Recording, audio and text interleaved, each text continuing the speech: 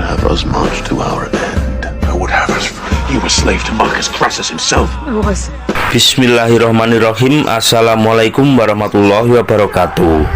Doa movie lovers dimanapun kalian berada, semoga kalian semua dalam keadaan sehat dan selalu bahagia. Di kesempatan kali ini saya akan menceritakan alur cerita film Spartacus War of the Damned episode ke-9. Di episode yang lalu diperlihatkan perdebatan Crixus dan Spartacus tentang perbedaan misi antara mereka, yang akhirnya mereka berdua pun sama-sama bisa mengerti dan saling memahami akan itu semua. Dan berikutnya juga diperlihatkan saat Spartacus mengetahui jika Kore adalah mantan pelayan wanita dari Crassus, di saat dia mengetahui ada simbol di tangan Kore yang menandakan itu semua. Dan Agron pun juga sempat mencurigai jika Kore adalah mata-mata kedua yang dikirimkan oleh Crassus setelah Caesar. Lalu diperlihatkan juga Agron yang tengah berpamitan kepada Nasir, kekasihnya, karena dia hendak pergi untuk melakukan misi penyerangan ke Romawi bersama Crixus. Dan di sini Agron juga tidak mengizinkan Nasir untuk ikut serta di misinya tersebut. Selanjutnya diperlihatkan saat Tiberius meluapkan emosinya terhadap Caesar karena dia hendak mengancam untuk melaporkan perbuatan tidak senonoh yang pernah dilakukannya terhadap Kore saat itu kepada Crassus sang ayah. Yang pada akhirnya Tiberius pun memukul wajah Caesar dengan menggunakan secawan guci yang ada di tangannya. Lalu dia dan kedua pengawalnya itu pun berhasil meringkus dan melumpuhkan Caesar. Yang lalu Tiberius pun menyodomi Caesar dan akhirnya mengancam balik akan mempermalukan Caesar dengan menyebarkan perbuatan terhadap Caesar itu, yaitu jika dia telah menyodominya. Setelah itu diperlihatkan juga saat terbunuhnya Crixus oleh Tiberius dalam peperangan itu, yang lalu Crassus sang ayah dari Tiberius itu pun akhirnya menitipkan pesan penghinaan kepada Spartacus dengan penggalan kepala dari Crixus lewat Nivea, kekasihnya. Seperti apakah kelanjutan ceritanya? Ikuti terus Doa Movie. Jangan lupa like, komen, share, dan subscribe, serta hidupkan lonceng notifikasi agar kalian tidak ketinggalan dengan video-video menarik berikutnya. Salam sehat selalu, salam lanang, salam sejati, rahayu.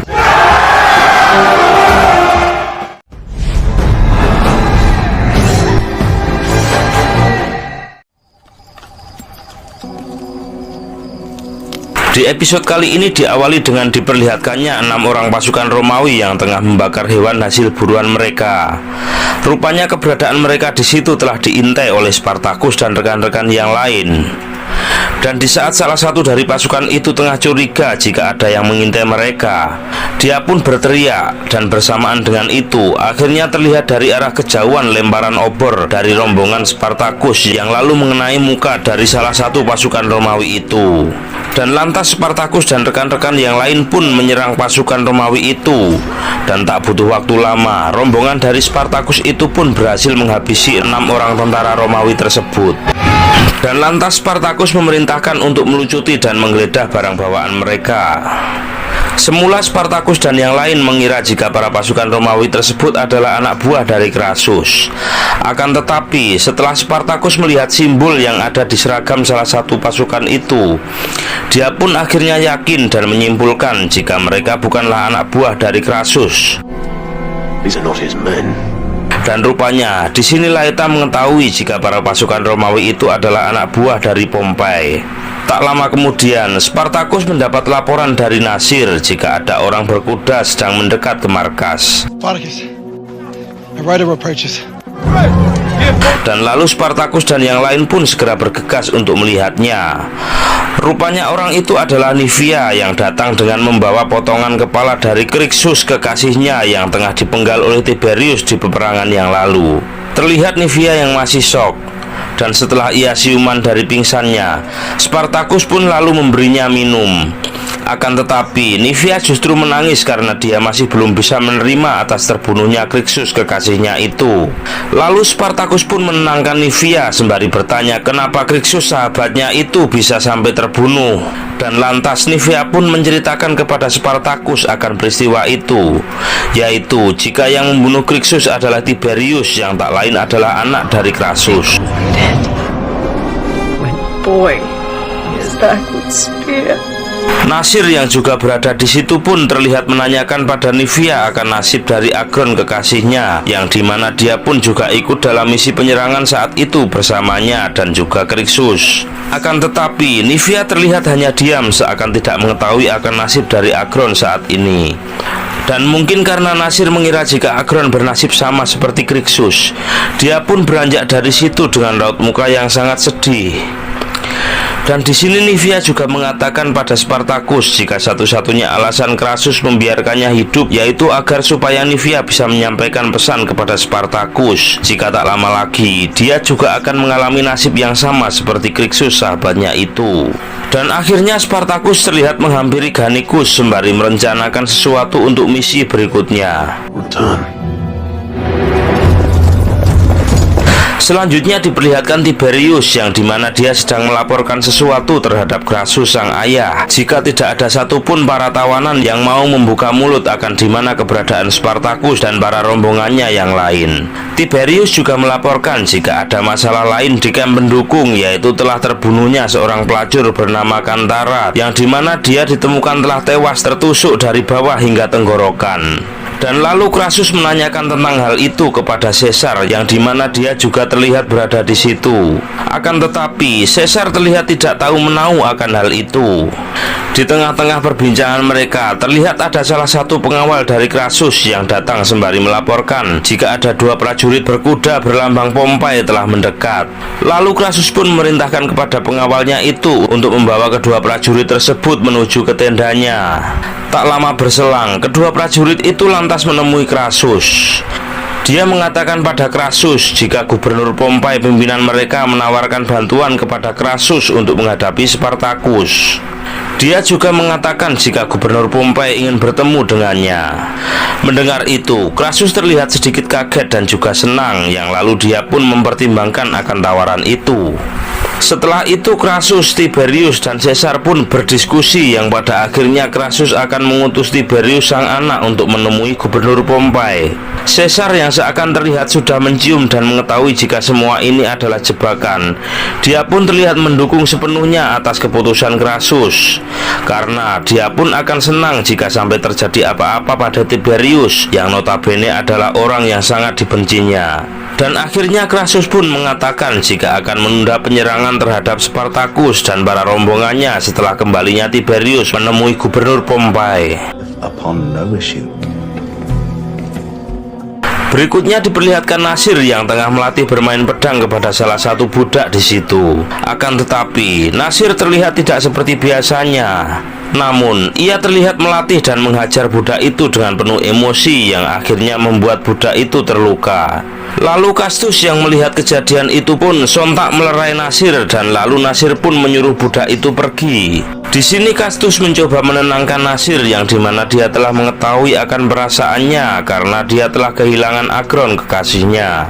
Akan tetapi Nasir justru memukuli Castus karena dia menganggap jika Castus memanfaatkan kesempatan ini untuk mendekati Nasir, karena Castus saat itu juga pernah menyukai dan menggoda Nasir. The fault lies only in the Setelah itu terlihat Kore yang hendak membasuh muka, dan di saat yang bersamaan terlihat Nivea yang juga berada di tempat itu.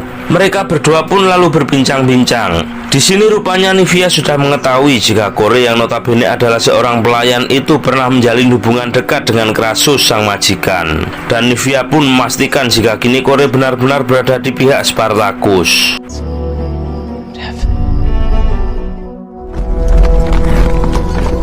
Setelah itu diperlihatkan Tiberius dan para pengawalnya yang telah tiba di kamp Gubernur Pompei. Di situ sebenarnya Tiberius terlihat agak sedikit curiga dengan orang-orang di sekelilingnya, yang lantas dia pun berpesan kepada salah satu pengawalnya jika di situ ada yang berani macam-macam padanya. Maka Tiberius memerintahkan untuk segera menghunuskan pedangnya, dan lantas Tiberius dan beberapa pengawalnya pun memasuki tenda itu. Akan tetapi alangkah terkejutnya Tiberius saat melihat jika yang ditemuinya di situ bukanlah Gubernur Pompei, melainkan Spartacus dan rekan-rekan yang lain yang dimana dia tengah menyamar menjadi prajurit Pompei, yang lantas meringkus Tiberius dan semua pengawalnya. Dan saat Tiberius hendak melarikan diri dari situ dengan menaiki kudanya, dia pun lalu ditarik oleh Spartacus yang lantas menodongkan pedangnya dan memukul wajah Tiberius. The one that robbed Crixus of his lunch.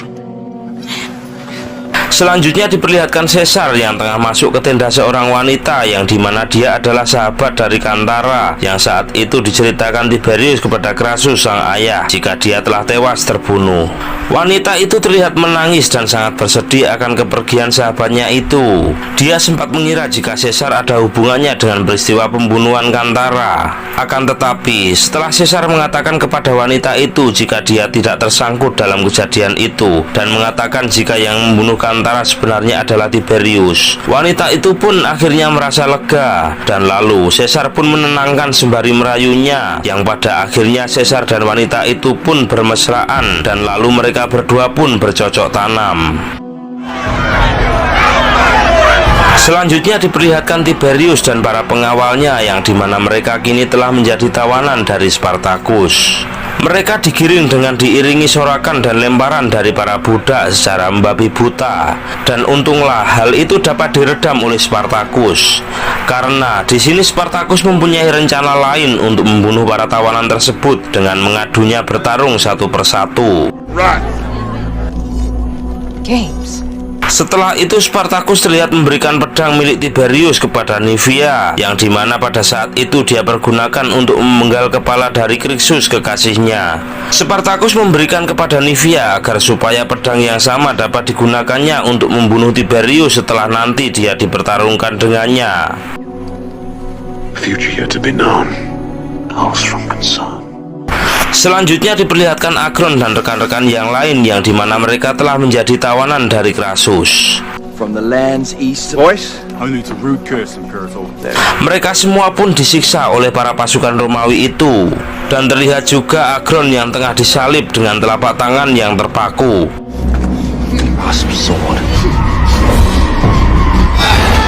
Dan di waktu yang bersamaan terlihat salah satu pengawal dari Crassus yang dimana dia melaporkan jika utusan dari Pompei telah tiba. Dan betapa kagetnya Crassus setelah mendengar berita jika Tiberius sang anak tidak ada bersama mereka.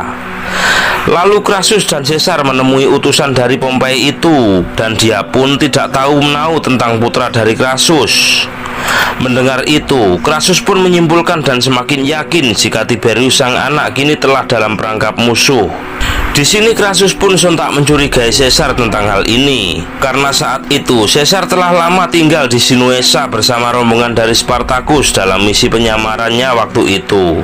Dan seharusnya Caesar mengetahui wajah satu persatu dari rombongan Spartacus tersebut, termasuk orang yang menyamar menjadi prajurit Pompei kemarin. Akan tetapi di sini Caesar masih tetap saja mengelak atas tuduhan dari Crassus itu, meskipun sebenarnya dia mengetahui akan hal itu. Dan karena nyawa putra tercintanya sedang dalam ancaman, tanpa berpikir panjang Crassus pun lalu mengutus Caesar untuk menemui Spartacus guna bernegosiasi demi keselamatan Tiberius sang anak. Behold something I'm certain Spartacus desires. Berikutnya diperlihatkan Spartacus dan rekan-rekan yang lain yang dimana mereka sedang mempersiapkan acara pertarungan persembahan untuk Crixus dan rekan-rekan mereka yang lain yang kini telah tewas. Mereka akan membunuh satu persatu tawanan Romawi itu, yaitu Tiberius dan para pengawalnya, dengan bertarung di gelanggang pertandingan. Lalu terlihat Tiberius bersama para pengawalnya itu dengan tangan terikat rantai, yang dimana mereka semua akan menunggu waktu eksekusi oleh Spartacus dan rekan-rekan yang lain. Di waktu yang bersamaan terlihat Kore yang sedang menghampirinya. Di sini Tiberius terlihat membujuk Kore supaya dia mau membantu untuk melepaskannya dari situ, dengan dijanjikannya akan mengembalikan Kore ke pelukan Crassus sang ayah karena dia masih sangat mencintainya. Akan tetapi Kore justru menolak mentah-mentah tawaran dari Tiberius itu, dan justru akan menunggu dan menyaksikan kematiannya saat malam hari tiba. Setelah itu diperlihatkan Spartacus, Gannicus, dan rekan-rekan yang lain yang dimana mereka sudah siap untuk bertarung dan mengeksekusi Tiberius dan para pengawalnya itu. Lalu Spartacus berpidato di depan seluruh pengikutnya atas kemenangannya saat ini dengan mempersembahkan para tawanan yang akan dieksekusinya itu. It's been a lifetime. Rome and a proud republic. Lalu terlihat salah satu tawanan pengawal dari Tiberius itu yang akan dipertarungkan dengan Spartacus. Akan tetapi, ia terlihat menolak dengan alasan dia adalah seorang prajurit Romawi yang terhormat dan tidak sudi bertarung untuk menghibur para budak di situ. Mendengar perkataan dari prajurit Romawi itu, lantas membuat Spartacus semakin marah dan tak panjang lebar. Akhirnya Spartacus pun menebas leher prajurit Romawi itu dengan pedangnya. Melihat kejadian itu, prajurit Romawi yang lain pun sontak menjadi ketakutan. Dan lalu Spartacus menyuruh dua prajurit sekaligus untuk bertarung melawannya seorang diri.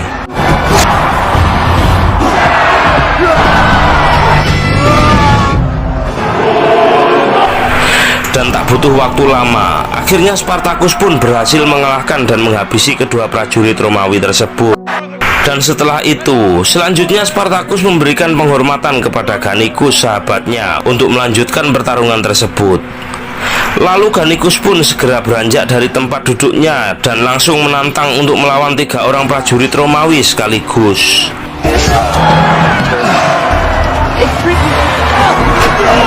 Dan tak butuh waktu lama, ketiga prajurit Romawi itu pun berhasil dihabisi oleh Gannicus dengan memenggal salah satu kepala dari prajurit Romawi tersebut dan lantas dilemparkannya di tengah-tengah para budak yang sedang menyaksikan pertarungan itu.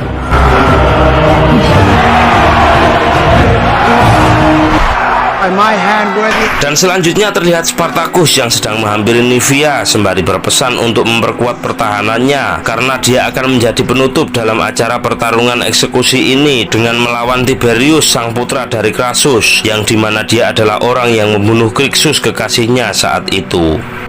Setelah itu terlihat salah satu anak buah dari Spartacus yang melaporkan sesuatu kepadanya dan juga Gannicus jika ada seorang prajurit Romawi yang tengah menunggunya. Dan lantas Spartacus dan Gannicus pun segera beranjak untuk menemuinya. Rupanya dia adalah Caesar, dan Gannicus pun terlihat menghajarnya di situ. Dan lantas Caesar pun mengatakan maksud kedatangannya kemari, yaitu jika dia tengah diutus oleh Crassus guna memberikan tawaran untuk menukarkan 500 anak buah dari Spartacus yang kini telah menjadi tawanannya dengan nyawa sang anak, yaitu Tiberius. Rupanya di sini Spartacus akan mempertimbangkan tawaran itu. Akan tetapi Spartacus mengancam jika dia tidak akan segan-segan untuk membunuhnya jika Caesar sampai membohonginya. Dan kini tibalah pertarungan penutup yang dimana pertarungan itu dilakukan oleh Nivea dan Tiberius.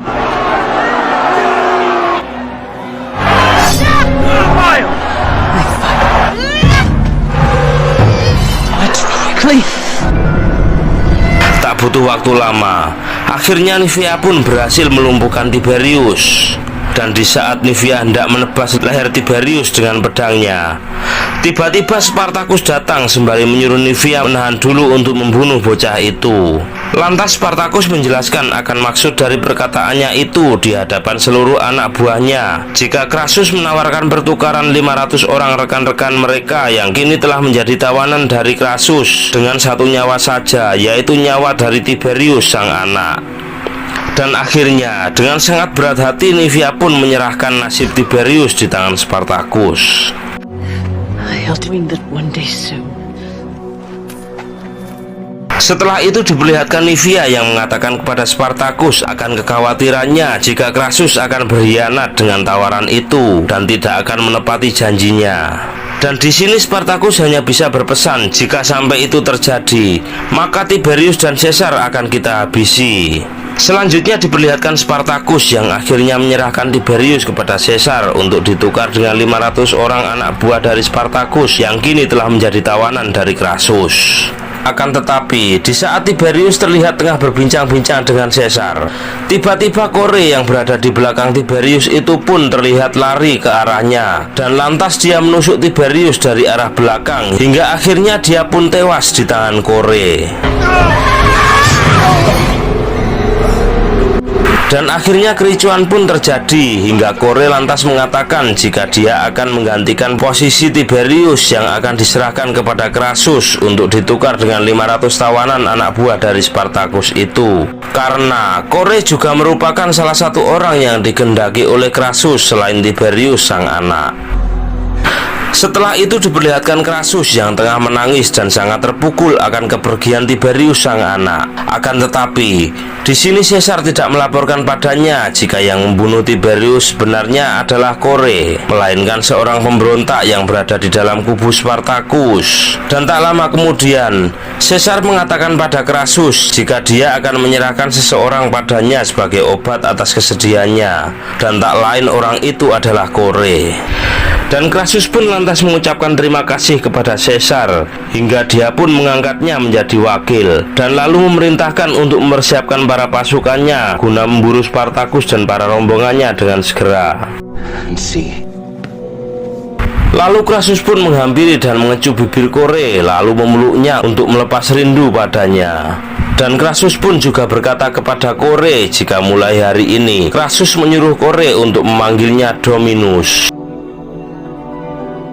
Dan selanjutnya diperlihatkan Spartacus dan yang lain, yang dimana mereka tengah menyambut rekan-rekan mereka yang menjadi tawanan dari Crassus yang kini telah kembali. Dan alangkah terkejutnya Nasir saat dia mendapati Agron kekasihnya yang ternyata dia masih hidup. Dan kebahagiaan pun akhirnya menyelimuti mereka semua. Akan tetapi, di sisi lain Livia terlihat sedang meratapi kesedihannya atas kepergian Crixus kekasihnya itu. Dan dia pun mengantarkan kepergian Crixus untuk yang terakhir kalinya di atas tempat pembakaran jenazah itu. Dan lalu Spartacus pun berpidato di hadapan seluruh anak buahnya untuk menghormati seluruh rekan-rekan dan saudara-saudara mereka yang kini telah tewas. Lantas Spartacus pun memberikan obor kepada Livia untuk membakar jenazah penggalan kepala dari Crixus, sembari terdengar satu persatu dari mereka menyerukan rekan-rekan dan saudara-saudara mereka yang kini telah gugur mendahuluinya. Penasaran dengan kelanjutan ceritanya? Ikuti terus Doa Movie. Jangan lupa like, komen, share, dan subscribe, serta hidupkan lonceng notifikasi agar kalian tidak ketinggalan dengan video-video menarik berikutnya. Dan jika teman-teman ada referensi untuk alur cerita film yang lain, silahkan tulis di kolom komentar. Salam sehat selalu, salam lanang, salam sejati, rahayu. We will live free.